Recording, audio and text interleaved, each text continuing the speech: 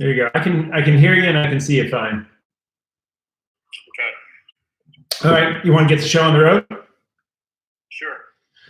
Okay. Well, for all of you out there tuning in today, I want to respect your time. I know you're most likely in a scenario where you've just been inundated with news and data and information, that sort of thing, and it's definitely a cause for information saturation. And so what we were hoping to do today is to give you some tips and a little bit of neuroscience and some of our leadership experience on leading through these tough times. And it's especially difficult if you've got team members who are feeling anxiety, feeling stressed, and everything else. We've got the antidote, and both Mark and I have been working the past couple of weeks with big organizations from YPO to Deutsche Telekom to many others, and trying to help them with their teams, because we are in this situation that we'll talk about in a little bit of fear, uncertainty, and doubt. But first, a little bit of good news that came in today and I'm really excited about. My book, Fear is Fuel, is debuting on the Wall Street Journal bestseller list at number 5. So I made the bestseller list, which was one of my goals. And Mark's done it many times now, including Wall Street Journal and New York Times. So you know, I'm honored to be among his presence, and really flattered that people are taking to the book and getting a lot out of it. So hopefully I'll take control of your situation and take control of what you can control now, and be a great leader in a troubled and anxiety-filled time. So Mark's going to do one, I'll do one, we'll go back and forth, and you guys are going to get Commander Divine. Yeah, Patrick, thanks so much. Congrats on the book. Thank you. So the first principle I want to talk about today comes straight from Navy SEAL training, and I addressed it in my latest book, Staring Down the Wolf. And it's this idea that we can orient ourselves to first pause and breathe, and then think through what's going on before we act. Most people, as Patrick will tell you, simply act, but in acting, they actually react to their subconscious programming. So the way to interrupt that is to condition yourself to pause before you make any decision. Take a few deep diaphragmatic breaths. So the pause immediately essentially interrupts the pattern that's going to, surface, that's going to lead to the reaction. And then the breath is going to reset your nervous system.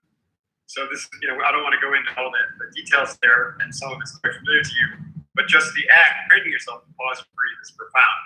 So you can look at this as in the moment. Right? In the moment, something's happening, something's coming up, or you're being asked to do something.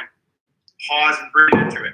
And then the think piece, you're going to execute the OODA loop. Observe what's happening, orient to the reality, make a clear decision, and you can use some decision period like what we're doing here with the coronavirus, and watching every day, the government's reactions. Yeah. And then how are we going to orient ourselves as entrepreneurs, as business owners, or independent contractors? Most people who are really focusing on, the type of work that Patrick and I do are independent thinking individuals, and you're part of that group. So how is it going to affect you? Pause, breathe into that, think clearly about it, and then make a rational decision going forward. And then OODA loop it, meaning you got to watch this thing literally on a daily and a weekly basis, because we just don't know. It's a very dynamic situation. So that's number 1. Pause, breathe, think before you act.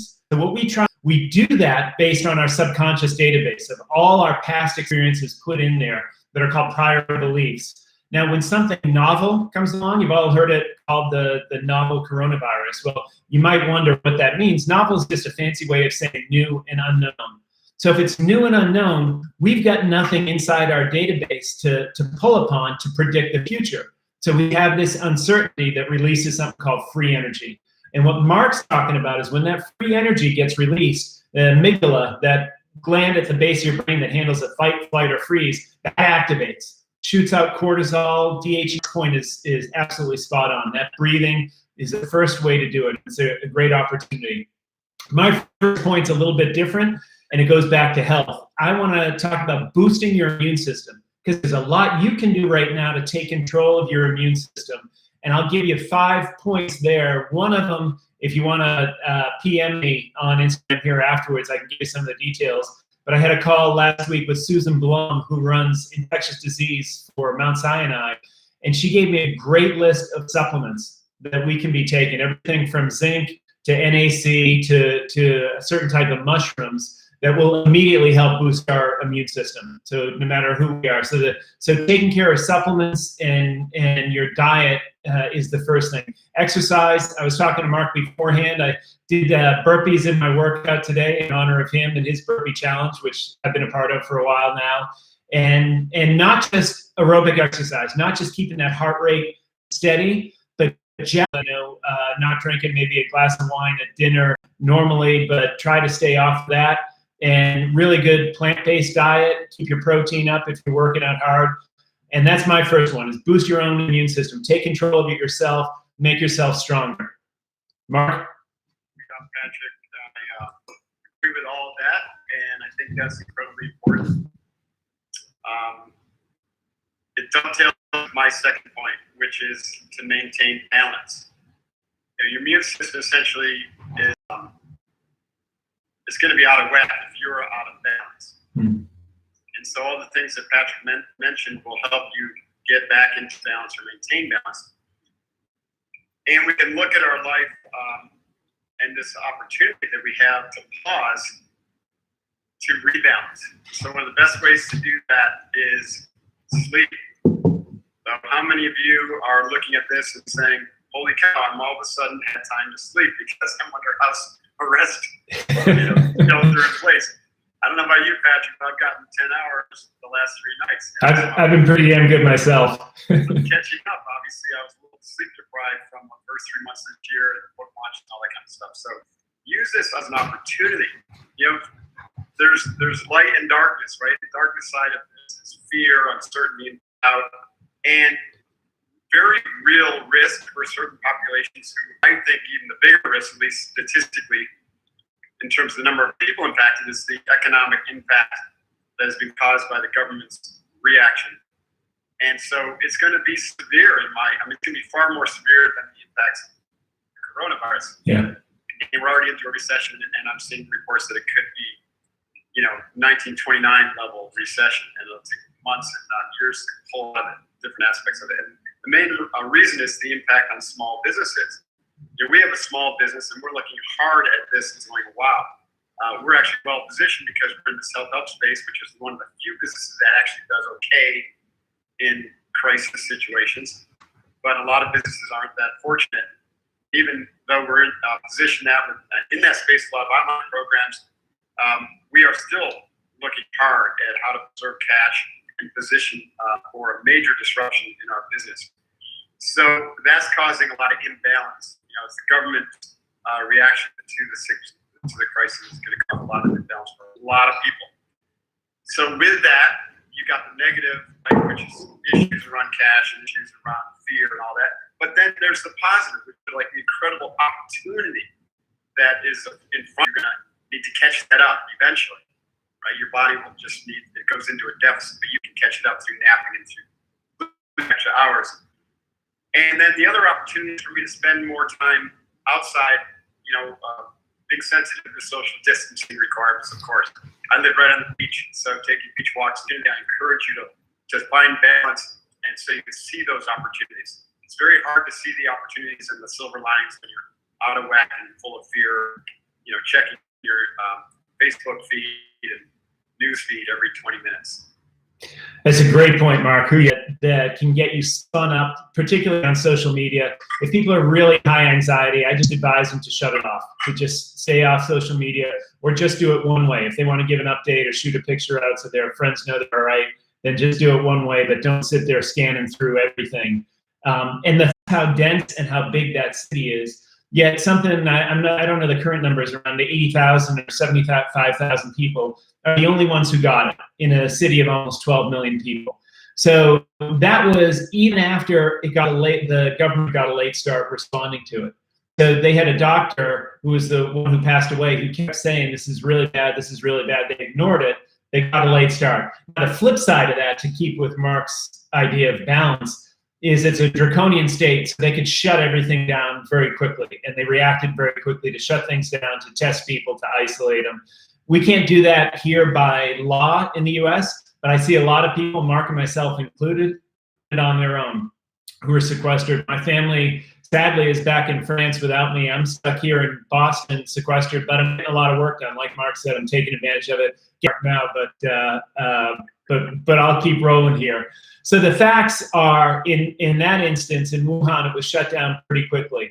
In Singapore and Korea, they did an incredible job. Korea has less than 0.5% fatality rate from this because they did so well.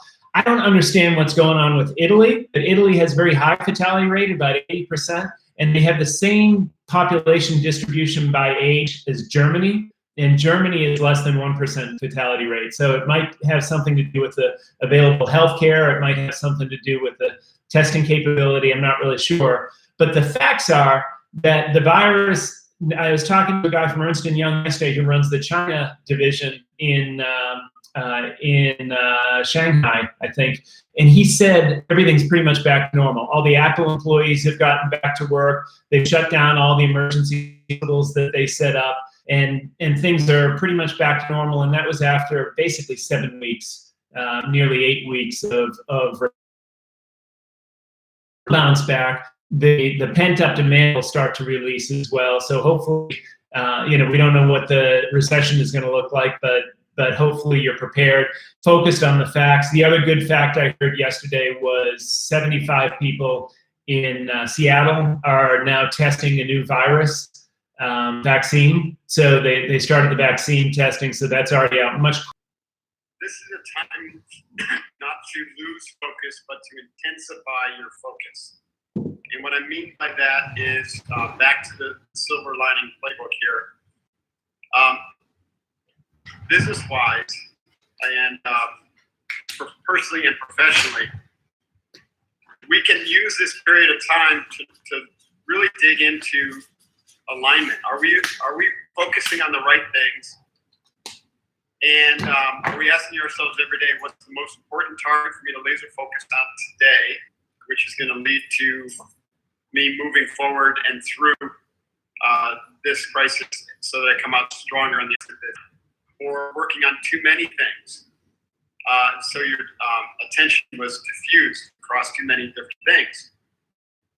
Maybe reorienting and narrowing your focus so you can intensify your focus, so you can concentrate on that thing deeply and then come out of this with a lot of momentum.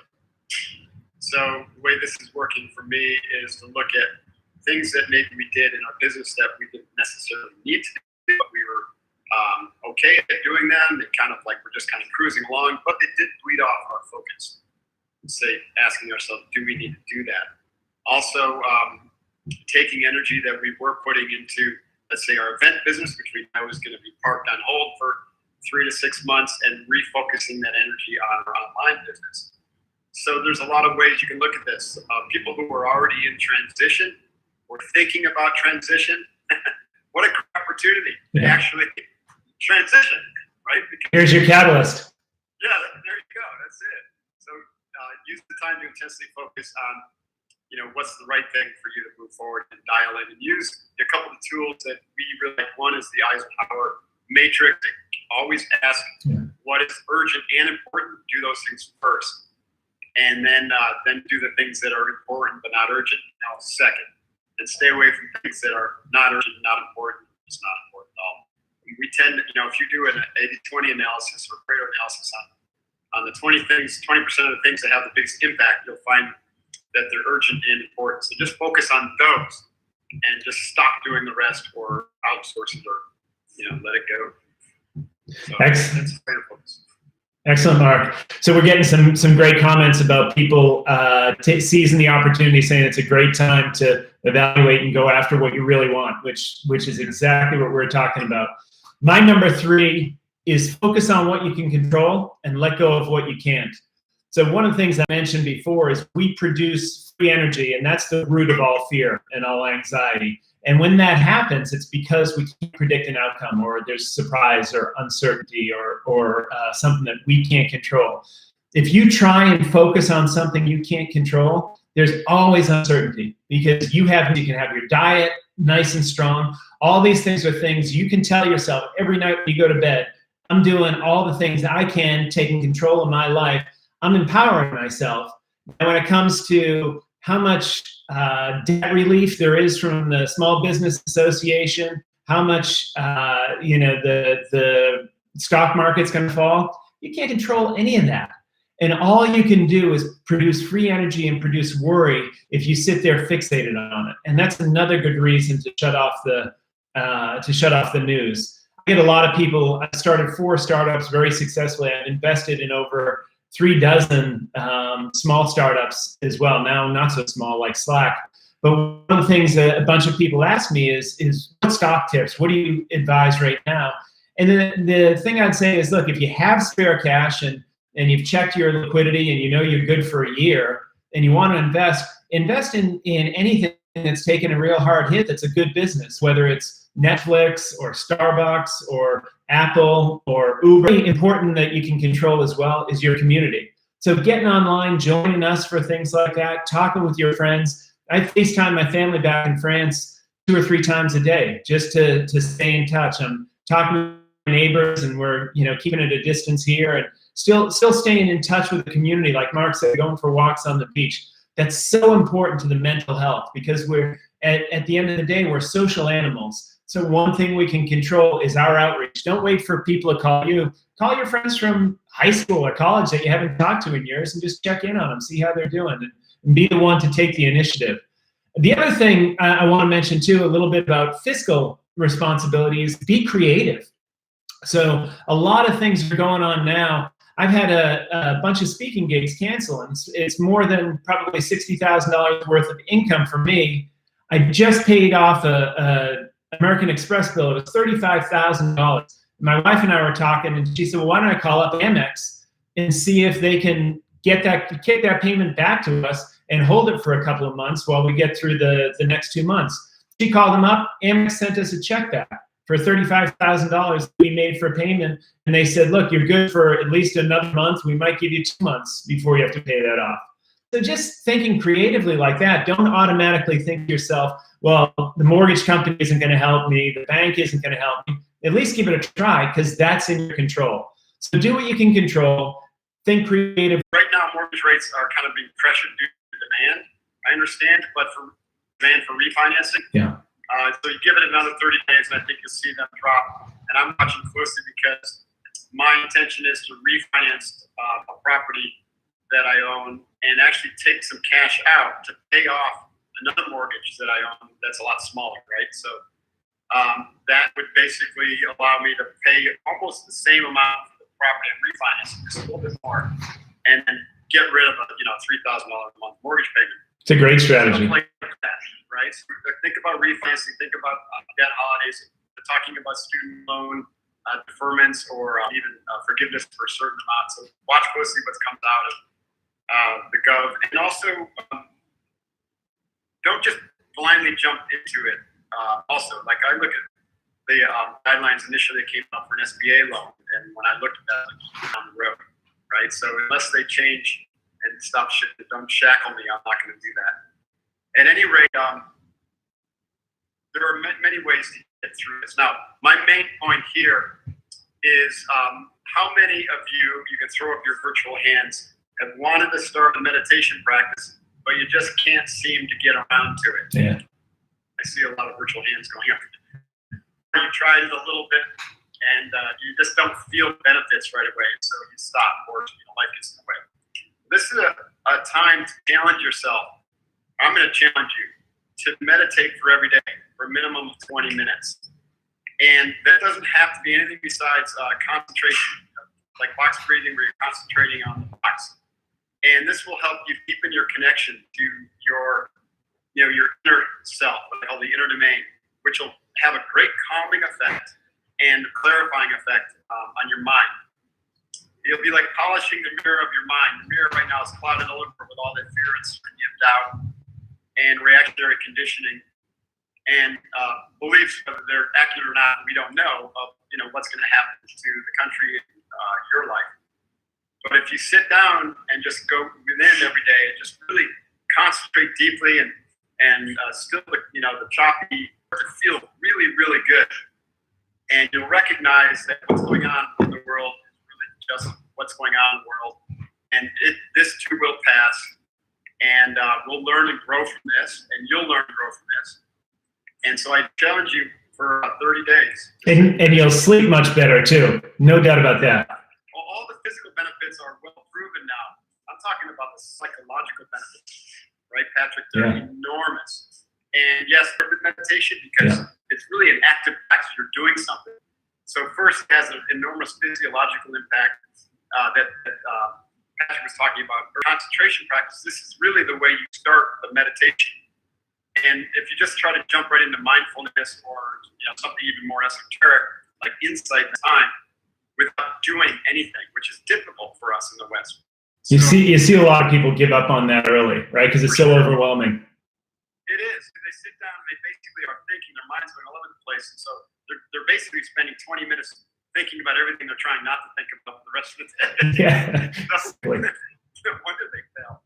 So if you just sit down and breathe, and that's all you got to do is breathe. Yeah. 20 minutes goes like that, and you feel so good when you're done. Your mind is clear, your body is balanced, and relaxed, and then you can explode into whatever the next action is. Yeah, and I'm like Mark. I do a breathing exercise as part of my morning routine, a breathing exercise as part of my bedtime routine. So I'm doing it twice a day. Huge difference. That dovetails perfectly into my point number 4, and then we'll get on to our last point. What we do is we default to defense because our amygdala is always trying to save us and trying to procreate onto the next generation. So we're only looking for someone to mate or someone to kill with because it's a survival. So we default to defense. That's number 1. My point now, point number 4, all the potential is in the present. So just what Mark was talking about, if you practice being present with your family, with your loved ones, as a leader, that's probably the most important thing you can do in times of trouble now. Over-communicate with them, be present. We had a couple people saying they were challenging their coworkers at work to get out and exercise and do some burpees out in the parking lot or just go walk when they're having meetings as some of these great ideas flow through here. So that's the potential lying in the present. All the things now, you have the opportunity now to be present, like Mark said, whether it's learn meditation, maybe it's picking up an instrument. So, Patrick, my last point is that we can accelerate out of this by paying very close attention to learning. So to make learning not just something that happens in a classroom or an online course, but part of your everyday routine. So you're trying to learn about your own nature through meditation. You're trying to learn about what's going on in the world by paying attention to, like Patrick said, what's real and what's not real. And see if you can detect patterns. This is how I learn. It's like I look at, I don't watch TV, but I do scan the network news headlines maybe 3 times a day. And I also, necessarily, I'm learning what they have to say, but I'm also, most importantly, to my point, I'm looking for patterns. And it's in those patterns that you can find truth. And so part of this is to begin that as a practice. The other part is to train your mind for pattern recognition, which is a right hemispheric aspect of your thinking. And it's not something that we necessarily have trained in the past. But you can, I'm using that every day to look for the patterns that are happening in the economy and patterns that are happening with this virus and patterns of my own thinking, right? So you can come up with a few categories that you want to become an accelerated learner with. And to Patrick's last point, it does help to be very, very present because it's in the presence that the patterns most reveal themselves. And that's what we call intuition. So I'm using time to accelerate your learning capacity, be an accelerated learner, which will help you grow and be able to tap your intuition so that you're not all in your logical mind, which is where fear resides, right, Patrick? Absolutely. That limbic system, yep. So there you have it. Pause, breathe, maintain balance, intensify your focus, deepen your connection to your own innate goodness and your own innate nature, and accelerate your learning capacity by looking for patterns and training your mind to be a pattern recognition intuitive machine. Ooh, yeah. Yeah. On the last point, we were talking about breathing. Yesterday, I decided I'm going to do a daily sit rep where I discuss the things I'm doing to continue what we're talking about, continue my own balance and to come out stronger. And also to lead a little short micro practice, like a 3 to 5 minute breathing, meditation, and visualization practice. And I'll be posting those daily to my Real Mark Divine Instagram channel. Awesome. Can't wait to see him. That was fantastic, Mark. Thank you. My last one, it's pretty simple. We're doing it right now. I'm trying to do it as much as I can. Have fun. A lot of people lose sight of this, particularly when you get stressed and anxiety. You get that little ripple of cortisol always going through your body. You got to learn how to shut it off. We gave you a lot of good techniques for that, and you should put them to use today. But one of the easiest ways is just to have fun. And you can have fun doing things like talking with your friends, lamenting and potentially having a virtual wake for Tom Brady, who's now leaving New England. And I know Mark's probably happy about that. Yeah, exactly. But just do things to have fun, whether it's getting outside. I've been doing a lot of black and white film photography, which I haven't done in years. And so there's all sorts of different things you can death. And it's a Stoic philosophy that I've adopted ever since I almost died because of leukemia, and that was 15 years ago. So the email signature actually says, Magna Vitae Memento Mori, and it means live big and remember your death. So if we have disease, then you're in a high-risk group, but we're all going to die someday. So if we know that, and if we approach every day, and we think to ourselves, what if I died next week? How would I want to spend today? What if I died tomorrow? How would I spend today? And that's how you should live your life, and that's a great guiding principle. There's so many things we can do, even when we're sequestered. I've seen some incredible videos going around with people coming up with ideas of, playing ping pong with cast iron paddles where they're stuck in a cabin somewhere, or practicing swimming lying on top of a skateboard. I mean, all sorts of crazy stuff. And it's just people having fun. So remember to do that. Those are my 5 points: is boost your immunity, the facts of the fear, focus on the facts, not fear. The Fear is Fuel is available on Amazon, and I'm really proud and thankful that it just hit the bestseller list today for Wall Street Journal. One of my favorite books that I've gifted to a lot of people, New York Times bestseller, is by Mark. It's The Way of the Seal. I think, is this your first book, Mark? Second book. Second book. This is my favorite. Staring Down the Wolf is great. I got an advanced copy of that. Thank you very much. And you guys can buy that now too. Just released 2 weeks ago. Both of them have a ton of information for you. And if there's anything I can do to help, hit me up on Instagram or at pjsweeney.com, where you'll find a lot of information.